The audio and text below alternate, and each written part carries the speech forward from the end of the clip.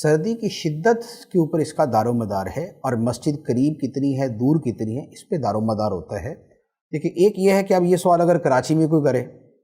کہ بھئی صبح سردی بہت ہوتی ہے تو مسجد کی وجہ گھر میں نماز پڑھ لوں، تو کراچی میں کوئی ایسی سردی نہیں ہوتی کہ جس کی وجہ سے گھر میں نماز پڑھنے کی اجازت ہو۔ دوسرا یہ ہے کہ یہی سوال جو ہے کوئی کینیڈا کے اعتبار سے پوچھ رہا ہے،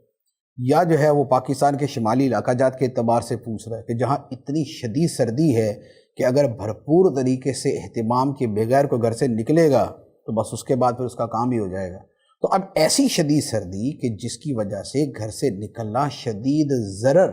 نقصان کا باعث ہو سکتا ہے جان کے لیے، صحت کے لیے، تو ایسی شدید سردی رخصت ہے ترک جماعت کے لیے۔ تو اب یہ جہاں کی صورتحال ہو وہاں کے اعتبار سے اس کا حکم ہوگا۔ پھر دوسری بات یہ ہے کہ جو جماعت واجب ہوتی ہے وہ واجب ہوتی ہے کہ جب وہ اتنی قریب مسجد ہو کہ وہاں جو اذان ہوتی ہے وہ ہمارے کانوں تک پہنچتی ہو۔